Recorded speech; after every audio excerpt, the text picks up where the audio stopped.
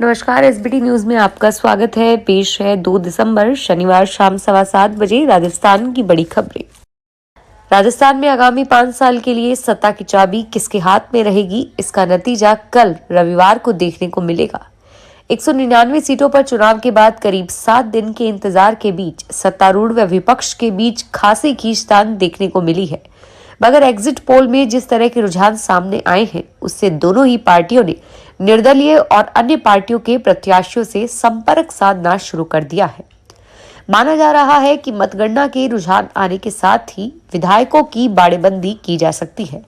भाजपा ने अपनी पार्टी के बागियों के साथ ही अन्य छोटे दलों के साथ संपर्क साधा है, तो मुख्यमंत्री अशोक गहलोत भी लगातार निर्दलियों के साथ संपर्क साध रहे हैं। कांग्रेस की पूरी कमान मुख्यमंत्री अशोक गहलोत के पास है। उन्होंने अपनी करीबी नेताओं के साथ सियासी समीकरणों पर चर्चा की है और साथ ही कई निर्दलीय प्रत्याशियों से भी संपर्क साधा है। उन्होंने भाजपा से बागी होकर चुनाव लड़ने वाले नेताओं से भी बातचीत की है। त्रिशंकु सरकार बनाने की स्थिति में बाड़ेबंदी की जाएगी और सभी निर्वाचित विधायकों को सुरक्षित जगह पर ठहराया जाएगा। जो निर्दलीय साथ आएंगे उन्हें भी पार्टी अपने साथ लेकर आएगी। विधानसभा चुनाव के नतीजों से पहले ही राजस्थान में सियासी हलचल शुरू हो गई है। कांग्रेस और बीजेपी दोनों में नतीजों को लेकर अलग अलग स्तर पर तैयारियां कर ली गई है। हंग असेंबली के हालात बनने पर दोनों पार्टियों ने बाड़ेबंदी का भी प्लान बना लिया है और वहीं नतीजों से पहले कांग्रेस हाईकमान ने हरियाणा के पूर्व सीएम भूपेंद्र हुड्डा को राजस्थान की जिम्मेदारी दी है। कांग्रेस प्रभारी सुखजिंदर सिंह रंधावा शाम को जयपुर पहुंच रहे हैं। हुड्डा परिणामों पर नजर रखते हुए हाईकमान को रिपोर्ट देंगे। राजस्थान विधानसभा चुनाव हो गया है। 3 दिसंबर को रिजल्ट आएगा और ऐसे में आचार संहिता के कारण नवीन विकास कार्य स्वीकृत नहीं हो सके। जो कार्य स्वीकृत हो गए थे वे भी शुरू नहीं हो पाए। चुनाव परिणाम आने के बाद आचार संहिता हट जाएगी, लेकिन आगे आने वाले 12 महीनों पर नजर डाली जाए तो 12 महीने नेताओं और चुनावों के नाम भी रहने वाले हैं। जनवरी 2024 से लेकर जनवरी 2025 तक 3 बड़े चुनाव होंगे। पहले लोकसभा, फिर निकाय चुनाव होगा और आखिर में पंचायत चुनाव होंगे। जानकार कहते हैं कि एक आचार संहिता हटेगी और कुछ दिन बाद अगले चुनावों के लिए फिर लगेगी। ऐसे में साल भर विकास कार्यों की गति धीमी रहने की संभावना है। राजस्थान विधानसभा चुनाव की काउंटिंग से एक दिन पहले भाजपा के राष्ट्रीय उपाध्यक्ष व पूर्व मुख्यमंत्री वसुंधरा राजे ने शनिवार को दौसा जिले के प्रसिद्ध मेहंदीपुर बालाजी मंदिर पहुंचकर पूजा अर्चना की। राजे ने सबसे पहले सीताराम मंदिर में राधा कृष्ण के नव प्राण प्रतिष्ठित विग्रह के दर्शन किए। इसके बाद वे बालाजी मंदिर पहुंची, जहां सिद्ध पीठ के महंत डॉक्टर नरेश पुरी गोस्वामी ने उनकी अगवानी की और पंडितों ने स्वस्ति वाचन के साथ उनका स्वागत किया। वसुंधरा राजे ने मंदिर में गर्भगृह के सामने बैठकर करीब 40 मिनट तक बालाजी महाराज की पूजा अर्चना की। संसद के शीतकालीन सत्र शुरू होने से पहले संसदीय कार्यमंत्री प्रहलाद जोशी ने शनिवार को सर्वदलीय बैठक बुलाई, जिसमें विपक्षी दलों से सत्र के सुचारू संचालन के लिए सहयोग की मांग की गई, जबकि विपक्षी दलों ने सरकार से जनहित के मुद्दों पर प्राथमिकता के आधार पर संसद में चर्चा कराने की मांग। बैठक के बीच बहुजन समाज पार्टी की नेता मायावती ने देश में जाति आधारित जनगणना करने की मांग की, जबकि कांग्रेस ने कहा कि चुने हुए प्रतिनिधियों की सदस्यता समाप्त करने के मुद्दे पर संसद में व्यापक चर्चा होनी चाहिए। समाजवादी पार्टी ने कहा कि सांप्रदायिक सौहार्द के मुद्दे पर संसद में चर्चा हो। बहुजन समाज पार्टी राजस्थान में एक बड़ा एक्शन लिया।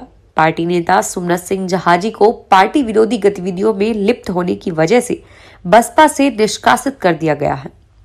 बसपा के जारी प्रेस नोट में कहा गया है कि सुमनत सिंह जहाजी को पार्टी में अनुशासनहीनता और पार्टी विरोधी गतिविधियों में शामिल होने के कारण पार्टी से निष्कासित किया जाता है। बसपा ने लिखा कि जिला जयपुर बहुजन समाज पार्टी जिला यूनिट से सुमनत सिंह जहाजी के पार्टी विरोधी गतिविधियों में शामिल होने की सूचना मिली थी। केंद्रीय सूचना एवं प्रसारण मंत्री अनुराग ठाकुर ने कहा कि पिछले 5 साल कांग्रेस सरकार के कार्यकाल में जनता परेशान हो चुकी थी और मौके का इंतजार था और अब जनता को मौका मिला। उसने विकास के लिए डबल इंजन की सरकार चुनी है। राजस्थान में भाजपा की सरकार बनेगी और कमल खिलेगा। अजमेर के मैयो कॉलेज में 3 दिवसीय 139वें पुरस्कार वितरण समारोह में शिरकत करने के लिए पहुंचे ठाकुर ने यह बात कही। Bikaner transition renewable energy project के अधिग्रहण की बोली टाटा पावर ने जीत ली है। इधर कंपनी ने बताया कि उसने 1544 करोड़ रुपए में बीकानेर 3 और Neemrana true transmission renewable energy project के अधिग्रहण की बोली को जीता है। बता दें कि ये energy project power finance corporation की सब्सिडियरी कंपनी पीएफसी कंसल्टिंग द्वारा स्थापित एक स्पेशल पर्पस व्हीकल है।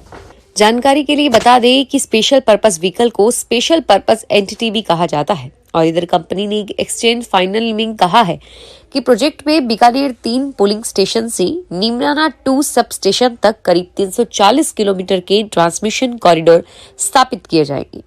इसके तहत बीकानेर कॉम्प्लेक्स से करीब 7.7 गीगावाट रिन्यूएबल एनर्जी का उत्पादन होगा। राजस्थान में आज दक्षिणी हिस्सों में बारिश हुई तो दूसरी तरफ उत्तरी हिस्से में घना कोहरा छाया रहा। बांसवाड़ा झालावाड़ के आसपास बीती रात 1 इंच बारिश हुई। पूर्वी राजस्थान के जिले आज भी घने कोहरे की चपेट में रहे। सीकर में कोहरा इतना जबरदस्त रहा कि वहां विजिबिलिटी 100 मीटर से कम हो गई। बीती रात बांसवाड़ा के जगपुरा में 14 mm, बांसवाड़ा शहर में 6 mm, दानपुर में 7 mm बारिश हुई। बारां जिले के छबड़ा में 14 और छिपा बड़ौद में 10 mm बरसात हुई। कोटा में कोचिंग संस्थानों के साथ साथ हॉस्टल व पीजी में जिला प्रशासन की गाइडलाइन की पालना के लिए अब अभियान चलाया जाएगा। पिछले दिनों हुई घटनाओं के बाद जिला प्रशासन ने सख्ती करते हुए दोनों कोचिंग संस्थानों को नोटिस दिए तथा हॉस्टल्स की जांच की। अब जिला प्रशासन के सुपरविजन में कोचिंग संस्थानों के काउंसलर्स की मदद से टीमें बनाकर कार्य वितरण किया जाएगा। इसके लिए एक विशेष पोस्टर भी तैयार किया गया है जिसमें 24 घंटे विद्यार्थियों की मदद के लिए संचालित की जा रही हेल्पलाइन के mobile number, Kota police student cell WhatsApp contact, email ID और मदद के लिए अन्य सभी हेल्पलाइंस के पोस्टर्स सभी हॉस्टल के प्रमुख स्थानों पर डिस्प्ले किए जाएंगे। अलवर जिले सहित प्रदेश के 10 सरकारी स्कूलों में पढ़ाई करने वाले कक्षा 10 और 12 के विद्यार्थियों का बोर्ड परिणाम बेहतर करने के लिए अब जिला शिक्षा एवं प्रशिक्षण संस्थान तैयारियों में जुट गया है। जिन सरकारी स्कूलों में 10वीं व 12वीं का परीक्षा परिणाम कम रहा वहां व्याख्याताओं और वरिष्ठ व्याख्याता लगाए जाएंगे। राज्य भर में 26 डाइट के 125 व्याख्याताओं को परीक्षा परिणाम सुधारने के लिए स्कूल आवंटित किए गए हैं। अलवर जिले में 4 व्याख्याता मेंटर फैकल्टी के रूप में नियुक्त किए गए हैं। विधानसभा चुनाव का रविवार को रिजल्ट आएगा। झुंझुनू जिले की 7 विधानसभाओं में झुंझुनू, पिलारी, मंडावा, सूरजगढ़, खेतड़ी, उदयपुर वाटी व नवलगढ़ की मतगणना जिला मुख्यालय स्थित सेठ मोतीलाल कॉलेज में होगी। इसको लेकर जिला प्रशासन की तैयारियां पूरी हो चुकी है। बांसवाड़ा में शादी के मंडप में दूल्हे के साथ 2 दुल्हनों के साथ शादी की। दूल्हे के परिवार ने रीति रिवाज के साथ सभी रस्में संपन्न कराई। इस शादी के साक्षी कई लोग बने जिन्हें निमंत्रण पत्र देकर बुलाया गया था। बांसवाड़ा में यह अनोखी शादी कल हुई। शादी के कार्ड तीनों के परिवार ने कई दिनों पहले बांटने शुरू कर दिए थे, जिसमें दूल्हे और उसके परिवार के साथ दोनों दुल्हन और उनके परिवार का नाम था। राजस्थान और हरियाणा के लोगों ने अच्छी खबर है। राष्ट्रीय राजधानी दिल्ली से परिवहन कनेक्टिविटी को बेहतर बनाने की योजना पर काम शुरू होने की उम्मीद है। दिल्ली की अरविंद केजरीवाल सरकार ने दिल्ली पानीपत और दिल्ली अर्बन रैपिड रेल परियोजनाओं का बजट जारी किया है, लेकिन दिल्ली सरकार बजट का इंतजार कर रही थी। इस परियोजना को जल्द ही केजरीवाल द्वारा बजट घोषित किया जाएगा। विधानसभा चुनाव के बाद कल राजस्थान कॉलेज एवं कॉमर्स कॉलेज में सुबह 8 बजे से मतगणना शुरू हो जाएगी।